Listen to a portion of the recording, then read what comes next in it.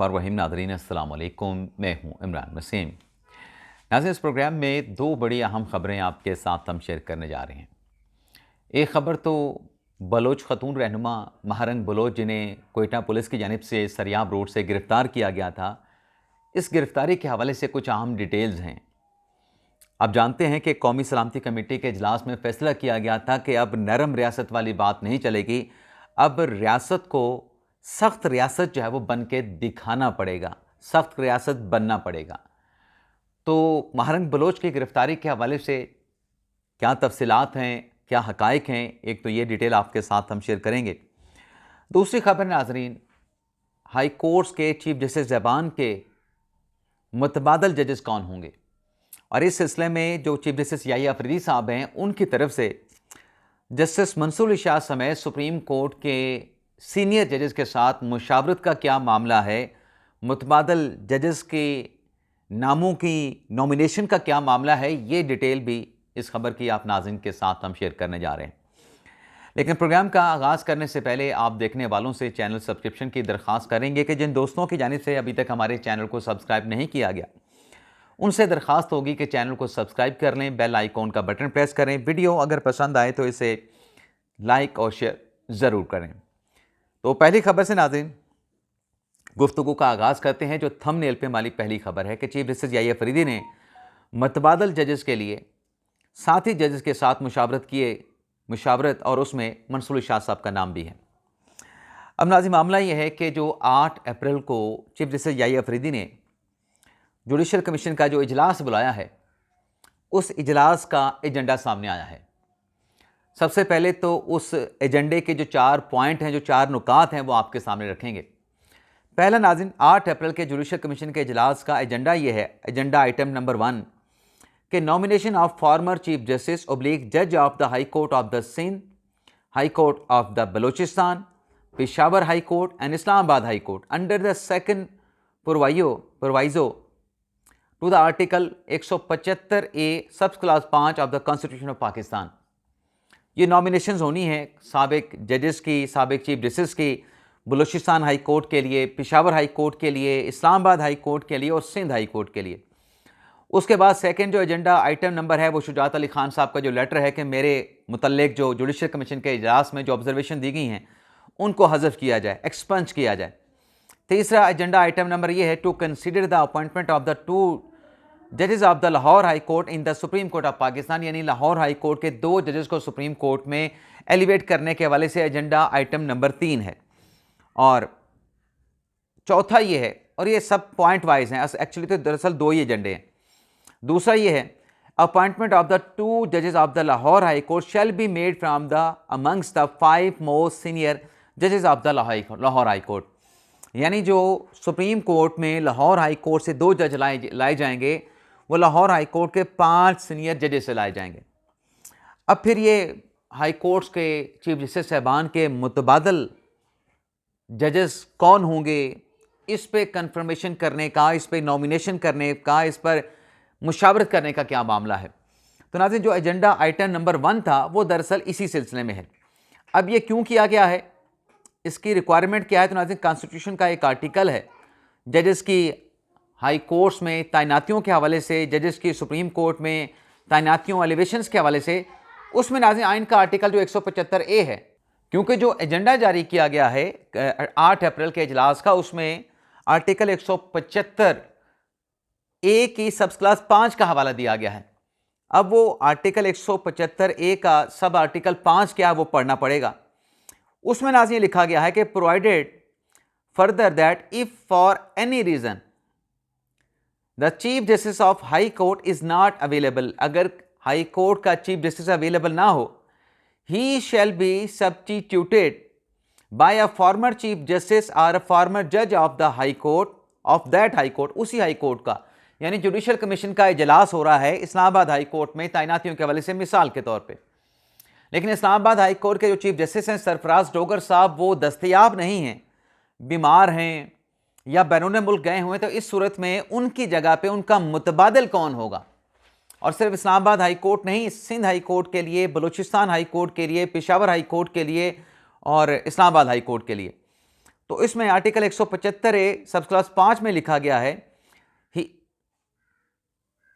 He shall be substituted by a former chief justice और former जज of that high court, यानी chief justice का मुतबादल जो है उसी हाई कोर्ट का साबिक चीफ जस्टिस या उसी हाई कोर्ट का कोई रिटायर्ड जज होगा, to be nominated by the chief justice of Pakistan, और उसको नॉमिनेट करेगा चीफ जस्टिस ऑफ पाकिस्तान यानी मौजूदा चीफ जस्टिस याहिया अफरीदी। इन चारों हाई कोर्ट में चीफ जस्टिस की अदम मौजूदगी में, हाई कोर्ट के चीफ जस्टिस साहबान की अदम मौजूदगी में, अदम दस्तयाबी की सूरत में उनके मुतबादल के जो नाम हैं वो नॉमिनेट करेंगे, लेकिन इस सिलसिले में उनको कंसल्ट करना पड़ेगा, कंसल्टेशन करना पड़ेगी। किनके साथ? सुप्रीम कोर्ट के 4 उन जजेस के साथ जो कि जुडिशियल कमीशन के रुकन हैं। अब उसमें चीफ जस्टिस याहिया अफरीदी साहब हैं, उसमें चीफ जस्टिस याहिया अफरीदी साहब ने तो मुशावरत करनी है। उसमें जो पहले नंबर पे आते हैं जस्टिस मंसूर अली शाह साहब हैं, सीनियर प्यूनी जज हैं। दूसरे नंबर पे जस्टिस मुनीब अख्तर साहब हैं।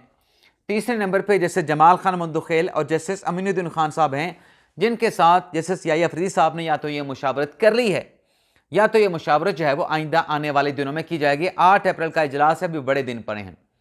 तो 8 अप्रैल के इस इजलास में जो जुडिशियल कमीशन के बाकी अरकान होंगे उन्हें आगाह कर दिया जाएगा, उनको बता दिया जाएगा, या जो भी नाम कंसल्टेशन के साथ, कोई मीनिंगफुल कंसल्टेशन का लफ्ज़ कॉन्स्टिट्यूशन में इस्तेमाल नहीं किया गया कि मायने खेज मुशावरत करनी है, लेकिन जाहिर सी बात है कि जिस तरह की पर्सनैलिटी है चीफ जस्टिस याहिया अफरीदी साहब की कि उनकी ज़ात के ऊपर कोई सवाल उठे, वो ऐसी मुशावरत करेंगे जो मीनिंगफुल हो, और जो भी नाम सामने आएंगे वो 8 अप्रैल के जुडिशियल कमीशन के इजलास के अरकान के जो है वो सामने रखे जाएंगे। एक तो नाज़रीन ये खबर है। दूसरी खबर नाज़रीन, महरंग बलोच की गिरफ्तारी। लेकिन नाज़रीन, महरंग बलोच की गिरफ्तारी से पहले कुछ और चीज़ों को भी देखना होगा। महरंग बलोच गिरफ्तार हुई है। महरंग बलोच के साथ साथ सरियाब रोड से कोई 3 दर्जन से ज़ायद जो मुजाहिरीन थे उनको भी गिरफ्तार किया गया है। लेकिन आज इस गिरफ्तारी से पहले कुछ थोड़ा सा पस मंज़र भी है, वो जानना भी ज़रूरी है। आज जाफ़र एक्सप्रेस का जो वाक़या पेश आता है जो कि नाकाम साबित हुआ, और उस वाक़ये को, उस अफसोसनाक सानिया को कामयाब दिखाने के लिए सोशल मीडिया के ऊपर तूफ़ान बदतमीज़ी बर्पा किया गया, और जो मीडिया कैंपेन हमारे दुश्मन मुल्क से लॉन्च की गई, प्रोपेगेंडा लॉन्च किया गया, वो भी आपसे ढका छुपा नहीं। लेकिन वो ऑपरेशन नाकाम हुआ। वो जो यरगमाल बना के जो मकासद थे वो मकासद हासिल नहीं हुए। फिर उनके खिलाफ जो क्लियरेंस ऑपरेशन हुआ वो कामयाब हुआ, लेकिन ट्रेन को यरगमाल बना के जो मकासद हासिल करने थे वो मनसूबा जो है वो नाकाम साबित हुआ। अब उसमें नाज़रीन 33 जो है दहशतगर्द हलाक हुए, जिसमें BLA के लोग भी शामिल थे। अब जब वो दहशतगर्द मारे गए जिन्होंने ट्रेन को अगवा किया, मासूम बच्चों को, ख़वातीन को यरगमाल बनाया, सिक्योरिटी फोर्सेस के लोगों को जो है वो निशाना बनाया, टारगेट किया, उनको शहीद किया गया, उनको भी यरगमाल बनाया गया। इस पे नाजरीन जो बलोच यकजहती कमेटी है या जो महरंग बलोच है या जो इस तरह के और कुछ एलिमेंट्स हैं उनकी तरफ से इस सारे वाक़े की, क्योंकि BLA ने इसकी जिम्मेदारी कबूल की थी, इसकी ज़रा बराबर मजम्मत नहीं की गई। कोई मजम्मती स्टेटमेंट महरंग बलोच या बलोच यकजहती कमेटी की जानिब से जारी नहीं किया गया। जिस तरीके से हमारे बानी तहरीक इंसाफ इमरान खान साहब हैं, अगर कोई तालिबान का कोई बात होती है, तालिबान का कोई वाक़या TTP पाकिस्तान का सामने आता है तो खान साहब उनकी मजम्मत नहीं करते, बल्कि खान साहब ने तो जाफ़र एक्सप्रेस के इस वाक़े की भी मजम्मत नहीं की थी। पार्टी के इक्का दोक्का लोगों ने इनफरादी तौर पर की थी। बानी तहरीक इंसाफ इमरान खान के ऑफिशियल अकाउंट से, एक्स अकाउंट से, PTI के ऑफिशियल एक्स अकाउंट से, इमरान खान के ऑफिशियल एक्स अकाउंट से कोई मजम्मत नहीं की गई, बल्कि इमरान खान साहब ने कुछ और ही बयानात दिए। लेकिन चलें उस बहस में नहीं जाते। अब नाज़रीन हुआ यह है कि वो जो 33 लोग जो है जो दहशतगर्द हलाक हुए, उसमें से 23 की जो डेड बॉडीज़ थी वो लाई गई सिविल हॉस्पिटल कोयटा, और उन 23 डेड बॉडीज़ में से कुछ ऐसी लाशें थी जो कोई नाकाबिल शनाख्त थी। बलूचिस्तान के वज़ीर आला के मुताबिक उन डेड बॉडीज़ को जो है वो दफना दिया गया, और बाकी जो डेड बॉडीज़ थी उनको कहा गया कि हम हवाले करेंगे, जो मुतल्लिका फैमिलीज़ हैं, जिनके वो लोग हैं, उनके हवाले किया जाएगा। तो हुआ ये कि नाज़रीन कि धरना दिया गया मुजाहिरीन की तरफ से, बलोच यकजहती कौंसिल की कमेटी की तरफ से, महारंग बलोच में उस भी शामिल थी।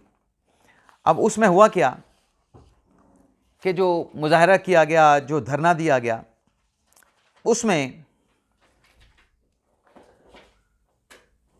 जब कन्फ्रंटेशन हुई, तसादम हुआ, क्योंकि ये लोग लाशें भी वहाँ से, डेड बॉडीज़ भी इन लोगों के हासिल करना चाह रहे थे, तो कन्फ्रंटेशन भी हुई वहाँ पे, तसादम भी हुआ, झगड़ा भी हुआ, आमने सामने भी आए,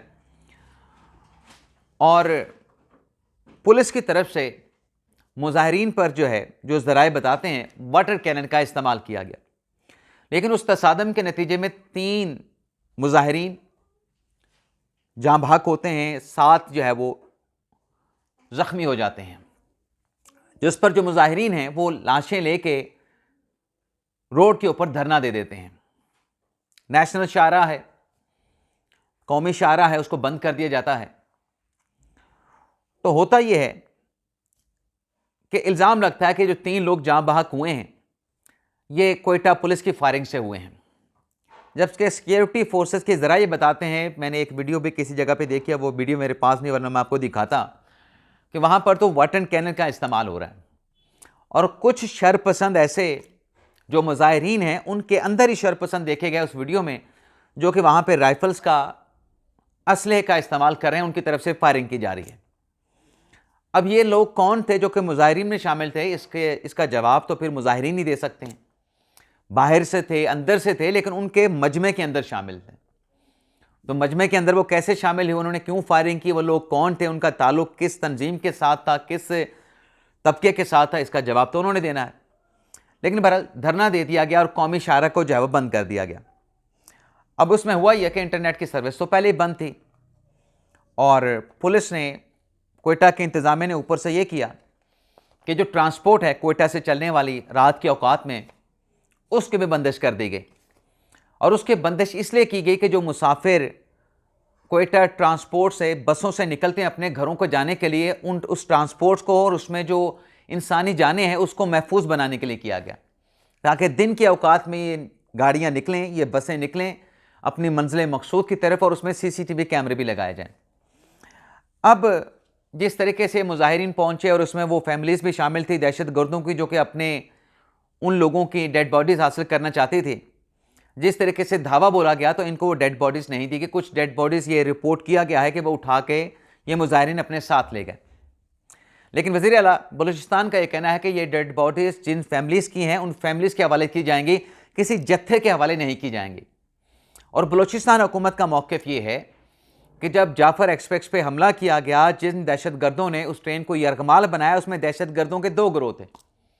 दूसरा गिरोह जिसमें 23 दहशतगर्द शामिल थे, जो कि वापस आ रहा था सिक्योरिटी फोर्सेस के साथ कन्फ्रंटेशन के नतीजे में, वो 23 के 23 मारे गए थे। अब जैसे मैंने आपसे कुछ देर पहले कहा कि इन लोगों ने, जब ये दहशतगर्द मारे गए, तो बलोच यकजहती कमेटी या कौंसिल ने और महारंग बलोच ने BLA के खिलाफ जिन्होंने इस हमले की, ट्रेन को यरगमाल बनाने के मनसूबे का एतराफ़ किया, जिम्मेदारी कबूल की, उनकी तरफ से इस वाक़े की कोई मज़म्मत नहीं की गई। तो अब ये जो मुजाहिरीन आते हैं और आके इन डेड बॉडीज़ को हासिल करना चाहते हैं, तो इससे आप खुद अंदाज़ा कर सकते हैं कि ये BLA की जो कार्रवाई, जाफ़र एक्सप्रेस को जो यरगमाल बनाना था, मुसाफिरों को जो यरगमाल बनाना था, क्यों BLA के इस मज़मूम मनसूबे की मज़म्मत क्यों नहीं कर रहे थे? क्योंकि ये तो खुद लाशें लेने आ गए, उन दहशतगर्दों की डेड बॉडीज़ हासिल करने आ गए। और फिर जो 3 लोग जो सिक्योरिटी फोर्सेस के ज़राए के मुताबिक इनके अपने मुजाहिरीन की फायरिंग से हलाक हुए हैं, उनका मामला भी जो है वो कोयटा पुलिस के ऊपर डाल दिया गया। अच्छा, इस मामले के ऊपर भी जब पुलिस ने इनको एंगेज किया, अथॉरिटी ने, कोयटा हुकाम ने, ऑफिशियल सरकारी हुकाम ने इनके साथ इंगेज किया कि ये जो 3 डेड बॉडीज़ आप रख के बैठे हैं, इनका पोस्टमार्टम करवा लेते हैं, तो उनका पोस्टमार्टम करवाने से भी इनकार कर दिया गया, क्योंकि जब पोस्टमार्टम होता उससे पता चल जाता है कौन सा असला इस्तेमाल हुआ है, तो उससे बहुत सारी चीज़ें वादे हो जाती हैं। क्योंकि सरकार के पास जो असला है वो रिकॉर्ड पे है, वो रिकॉर्ड से निकल नहीं सकता, तो उससे भी इनकार कर दिया गया। तो फिर जब कौमी शाहरा को बंद कर दिया गया, तो जो कमिश्नर वहाँ पे हैं हमजा शफकात साहब कोयटा के, इंतज़ामिया की तरफ से फैसला किया गया गिरफ्तारी का, और फिर जो कौमी सलामती कमेटी के इजलास में भी फैसला हुआ था कि सॉफ्ट रियासत वाली बात नहीं चलेगी, अब सख्त रियासत बनना पड़ेगा। नरमी नहीं सख्ती बरतनी पड़ेगी। तो ये आप कह सकते हैं कि पहला रिएक्शन है कौमी सलामती कमेटी के इजलास के बाद। और महारंग बलोच को और उनके साथ बाकी 3 दर्जन से ज़ायद जो मुजाहिरीन थे, उन्हें सुबह सहरी के औकात में, कोई सहरी कर रहे थे, कोई बैठे थे, कोई इधर उधर थे, उनको गिरफ्तार कर लिया गया। जो इशारा थी उसको जो है वो खुलवा लिया गया। तो अब इसमें सवाल तो फिर उठता है कि वो जो दहशतगर्द थे जिन्होंने जाफ़र एक्सप्रेस को जो है वो यरगमाल बनाया, ये उनके साथ लाशें लेने के लिए क्यों आए थे और फिर यह मजम्मत क्यों नहीं कर रहे थे। तो बहुत सारे सवाल जन्म लेते हैं। लेकिन बहरहाल फ़िलहाल महारंग बलोच को जो है वो गिरफ़्तार कर लिया गया है। और सड़क खुलवाने के लिए जब वो वहाँ पे गए हुकाम, तो उसके ऊपर भी पथराव किया गया पुलिस एहलकारों पे। और पुलिस एहलकार के बताया गया है कि कुछ दर्जन के करीब जो पुलिस एहलकार, जिसमें ख़वातीन पुलिस एहलकार भी शामिल हैं, उनको जो है वो ज़ख्मी कर दिया गया उस पथराव के नतीजे में। इजाज़त चाहते हैं नाज़रीन, अल्लाह हाफ़िज़।